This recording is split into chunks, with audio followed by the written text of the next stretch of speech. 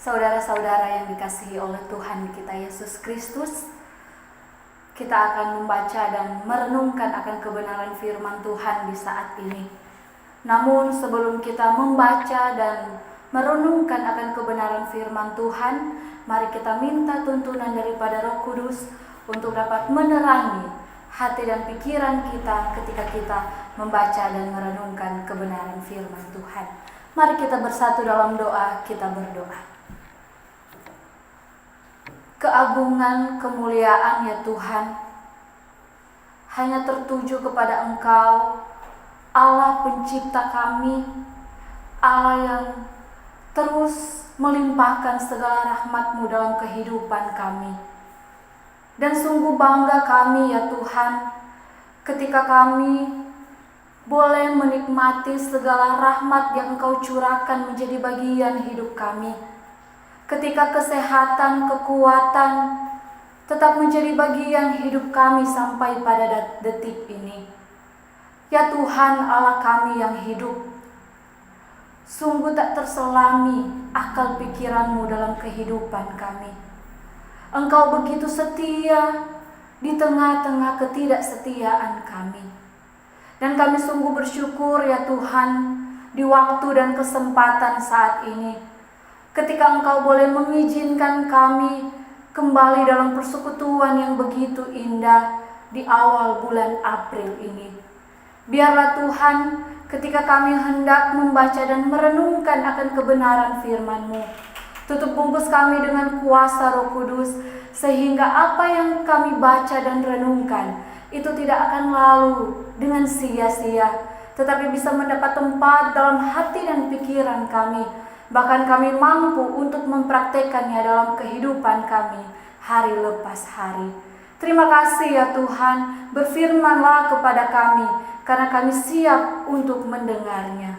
Dalam nama Tuhan Yesus kami serahkan waktu ini. Amin. Mari bersama-sama kita membuka Alkitab kita yang terdapat di dalam Matius pasalnya yang ke-26, ayatnya yang ke-47 sampai ayatnya yang ke-56. Sekali lagi Matius pasalnya yang ke-26, ayatnya yang ke-47 sampai ayatnya yang ke-56. Saya akan membacakan sekalian firman Tuhan di saat ini. Lembaga Alkitab memberi judul Yesus ditangkap. Waktu Yesus masih berbicara, datanglah Yudas, salah seorang dari ke-12 murid itu. Dan bersama-sama dia serombongan besar orang yang membawa pedang dan pentung, disuruh oleh imam-imam kepala dan tua-tua bangsa Yahudi. Orang yang menyerahkan dia telah memberitahukan tanda ini kepada mereka. Orang yang akan kucium, itulah dia, tangkaplah dia. Dan segera ia maju mendapatkan Yesus dan berkata, "Salam Rabi," lalu mencium dia. Tetapi Yesus berkata kepadanya, "Hai teman, untuk itukah engkau datang?" Maka majulah mereka memegang Yesus dan menangkapnya. Tetapi seorang dari mereka yang menyertai Yesus mengulurkan tangannya, menghunus pedangnya dan meletakkannya kepada hamba imam besar, sehingga putus telinganya. Maka kata Yesus kepadanya, "Masukkan pedang itu kembali ke dalam sarungnya, sebab barang siapa menggunakan pedang akan binasa oleh pedang. Atau kau sangka bahwa aku tidak dapat berseru kepada Bapa-Ku, supaya ia segera mengirim lebih dari 12 pasukan malaikat membantu aku? Jika begitu, bagaimanakah akan digenapi yang tertulis dalam kitab suci yang mengatakan bahwa harus terjadi demikian?" Pada saat itu Yesus berkata kepada orang banyak, "Sangkamu aku ini penyamun, maka kamu datang lengkap dengan pedang dan pentung untuk menangkap aku. Padahal tiap-tiap hari aku duduk mengejar di bait Allah, dan kamu tidak menangkap aku. Akan tetapi semua ini tertulis supaya genap yang ada tertulis dalam kitab nabi-nabi.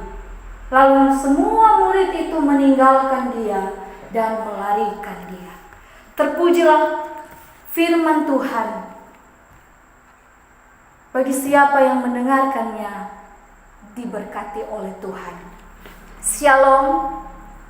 Salam sejahtera untuk kita sekalian yang berada di rumah kita masing-masing, di tempat kediaman kita masing-masing. Ketika kita sudah memasuki 3 minggu di rumah aja, stay at home.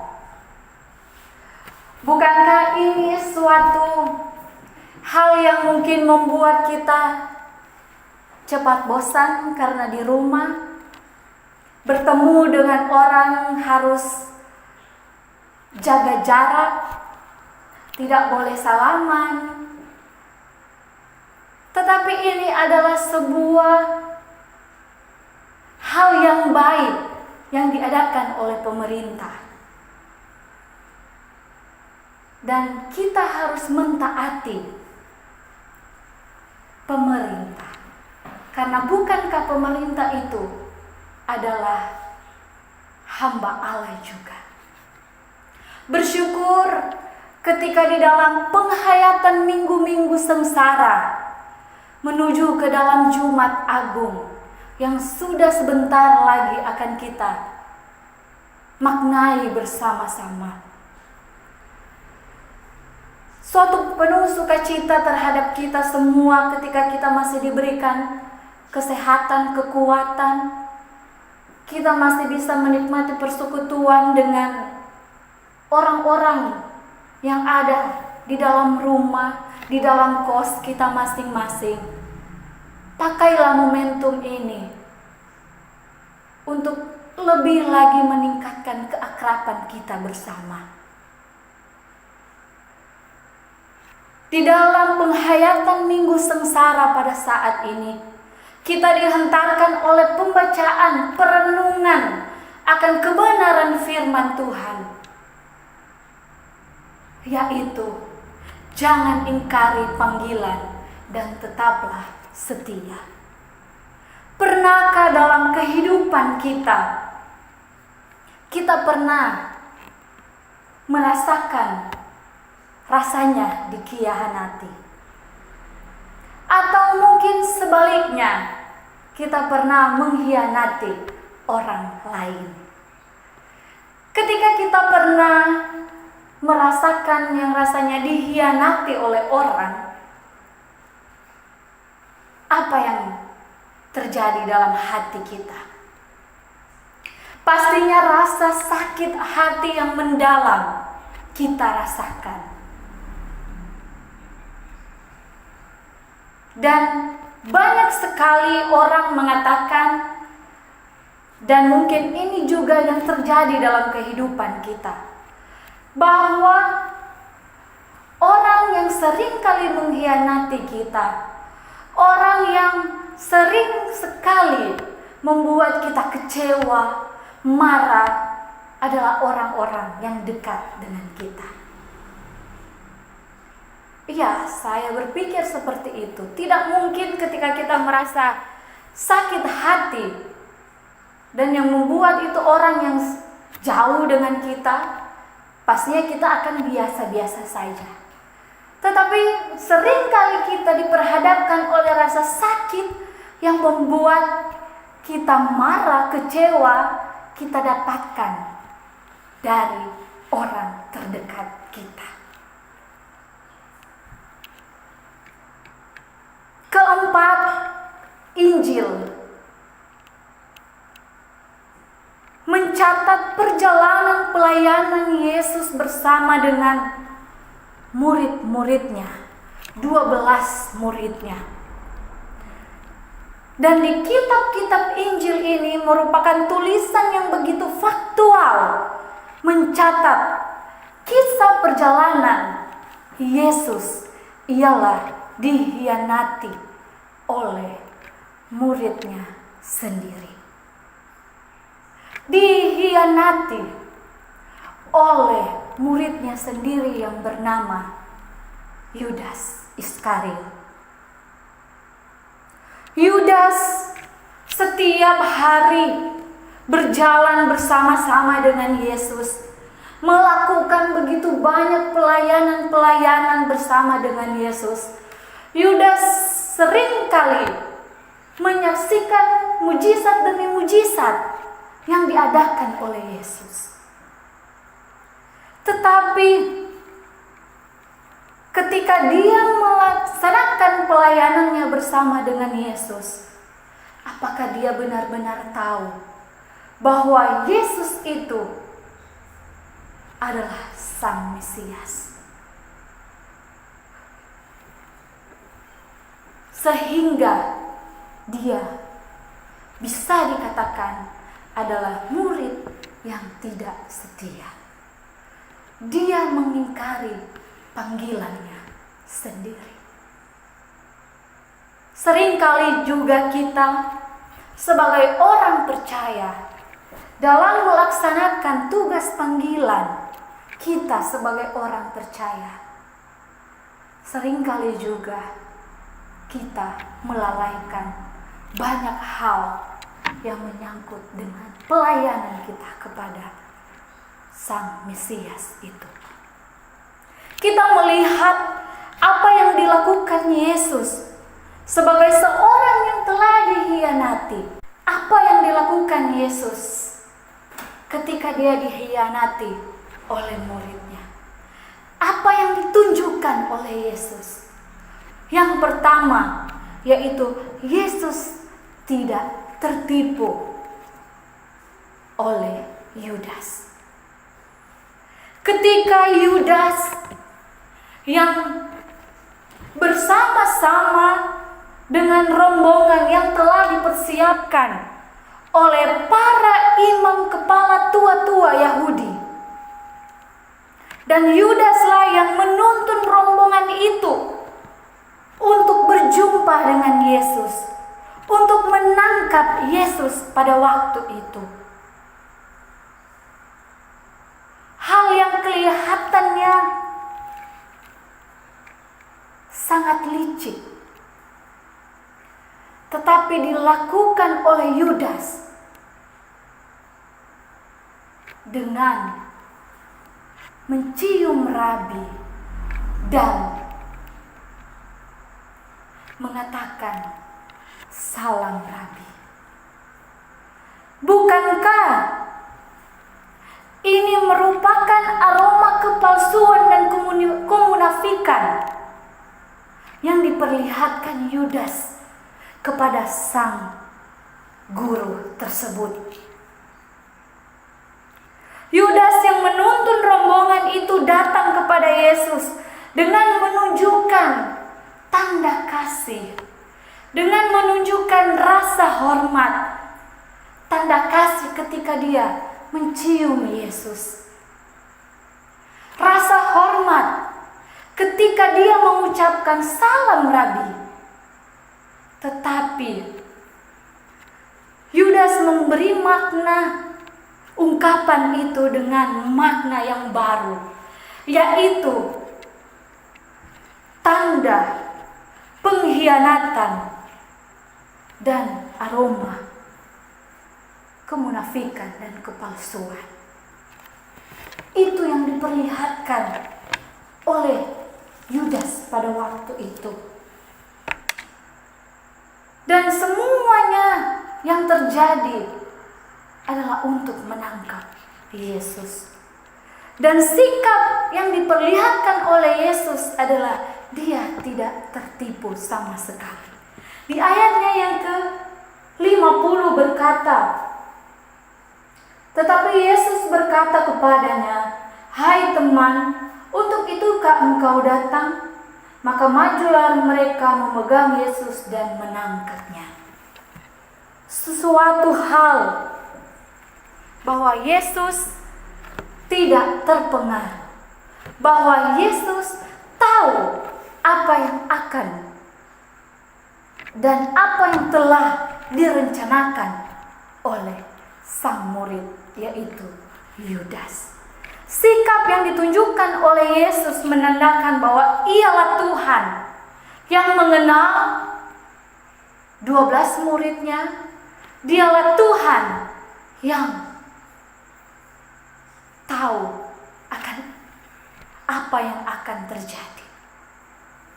Bukankah ini menandakan bahwa Dialah Allah? Perenungan bagi kita. Yesus tidak pernah tertipu dengan apa yang kita lakukan. Yesus tidak pernah tertipu dengan apa yang kita lakukan.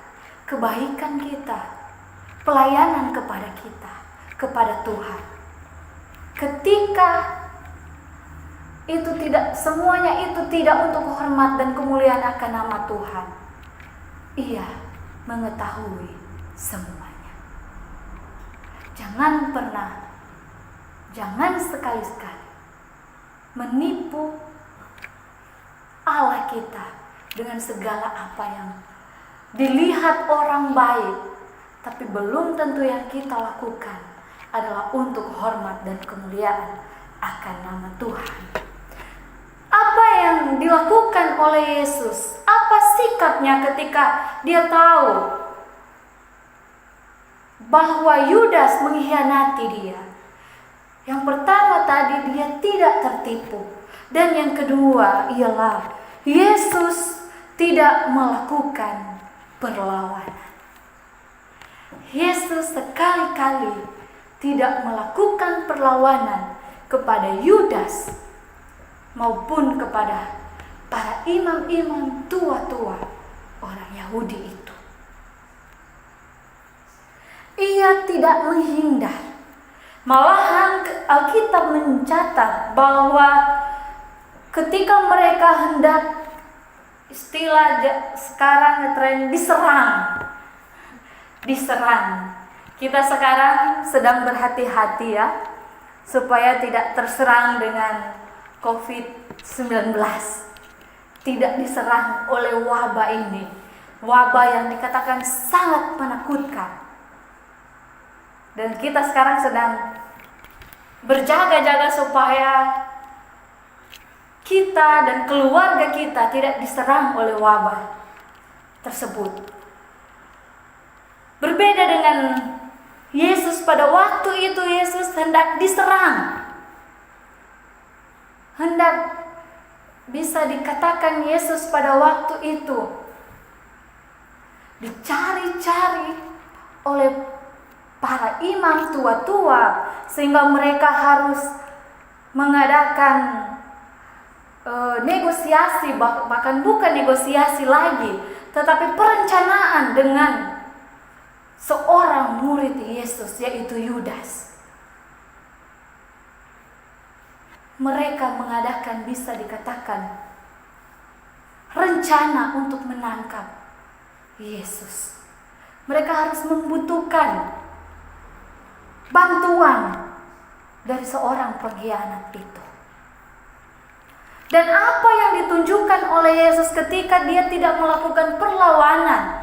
Dikatakan di sini, malahan muridnya melakukan perlawanan pada waktu itu dengan menghunuskan pedang kepada para imam sampai ada yang telinganya terputus.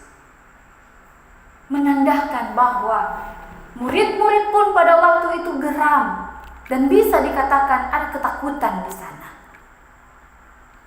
Tetapi apa yang dikatakan oleh Yesus? Yesus sendiri mengecam tindakan Petrus pada waktu itu. Padahal sikap Petrus pada waktu itu sangat wajar. Bagaimana sikap kita ketika kita hendak diserang? Tentu kita akan mengadakan perlawanan. Bagaimana sikap kita ketika kita hendak diserang? Bukan hanya perlawanan, pertahanan, perlawanan yang akan kita lakukan. merupakan hal yang wajar. Dan Petrus melakukan hal itu. Tetapi ketika melakukan pertahanan dan juga sekaligus juga perlawanan kepada rombongan itu, membuktikan bahwa tindakan Petrus jauh berbeda dari tindakan Yesus yang tidak melakukan perlawanan dan malah memberhentikan perlawanan Petrus sendiri. Menandakan bahwa mungkinkah Yesus tidak berkuasa untuk mengadakan perlawanan kepada mereka? Tidak.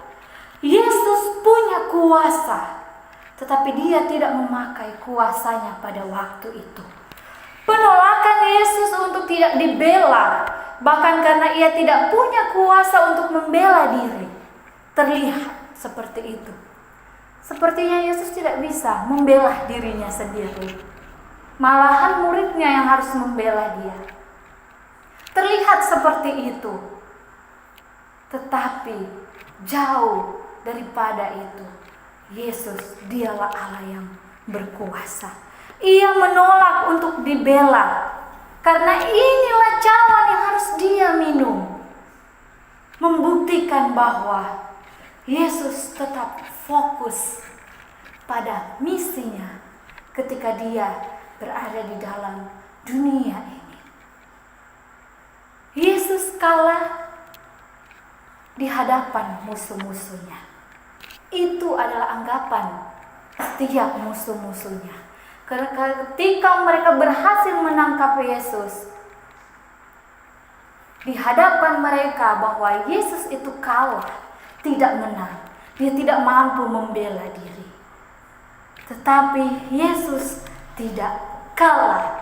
Yesus bukannya tidak berdaya untuk membela diri, akan tetapi secara sadar memutuskan untuk menyerahkan dirinya dan bersedia menderita sebagai bentuk ketaatannya kepada Allah. Bukankah hal itu adalah hal yang sangat menakjubkan bagi kita? Bukankah hal itu yang seharusnya membuat kita orang percaya tercengang akan perbuatan Yesus? Dia berkuasa tapi tidak memakai kuasanya saat itu, karena dia tahu apa yang harus dia lakukan. Bagaimana dengan kita? Menjadi bahan perenungan bagi kita di minggu pertama bulan April. Apakah kita murid Yesus yang tidak setia?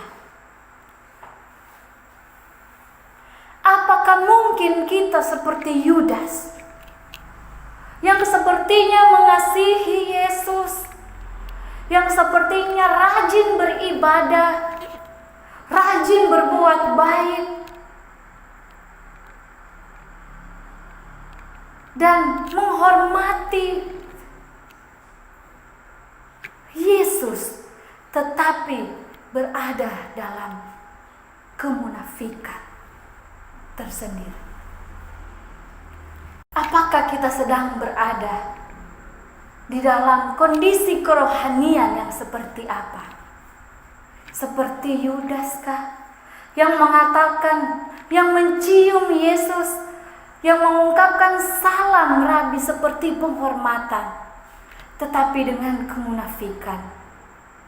Menghayati minggu-minggu sengsara ini, marilah kita melakukan perenungan akan karya Allah sebelum kita masuk dalam Jumat Agung dan Paskah. Sehingga sejarah yang begitu mulia yang telah terjadi ini tidak hanya sekedar seremoni saja yang kita lakukan tiap tahun, tetapi kita mampu untuk memaknainya dalam kehidupan kita akan karya Allah yang luar biasa ini. menuju ke dalam Jumat Agung. Dalam Jumat Agung ini merupakan hal yang sangat khusus sekali, dikarenakan oleh wabah virus corona ini. Jumat Agung ini kita tunda untuk perjamuan yang akan dilaksanakan ketika COVID-19 ini mulai mereda. Kita akan laksanakan perjamuan kudus. Tetapi marilah ketika di dalam Jumat Agung ini kita tidak bersama-sama dengan jemaat Tuhan dalam persekutuan yang begitu indah, kita tidak melaksanakan perjamuan kudus. Karena perjamuan kudus tidak bisa dilaksanakan. Karena perjamuan kudus itu adalah momentum yang sangat sakral. Kita tidak mungkin melaksanakan itu. Tetapi biarlah kita tetap menghayati akan karya penyelamatan Tuhan Allah melalui anaknya yang tunggal, yaitu Yesus Kristus, untuk menyelamatkan kita. Sehingga sejarah yang tiap tahun kita adakan ini tidak hanya menjadi seremoni belaka, tetapi kita mampu untuk menghayatinya. Amin. Mari kita satu dalam doa, kita berdoa. Dalam anugerah-Mu ya Tuhan, kami menaikkan syukur kami ketika karya penyelamatan-Mu yang tidak bisa siapapun mampu berikan kepada kami. Yesus Kristuslah yang sempurna itu, yang mampu memberikan karya keselamatan kepada kami. Dan kami sungguh bersyukur ya Tuhan, ketika kami boleh menerima karya penyelamatan-Mu dalam kehidupan kami. Dan ajarkanlah kami ya Tuhan, melalui perenungan kami di saat ini, kami mampu menjadi orang percaya yang setia. Kami mampu menjadi pengikut yang setia dalam melayani Engkau dan bahkan melayani sesama. Terima kasih ya Tuhan untuk kebenaran firman-Mu yang begitu indah ini. Biarlah Tuhan, Roh Kudus-Mu yang akan tetap terus mendiami hati dan pikiran kami, sehingga Roh Kudus-Lah yang akan tetap terus mengingatkan akan kebenaran firman Tuhan yang sudah kami dengar ketika kami menjalankan setiap aktivitas dan rutinitas kami setiap harinya.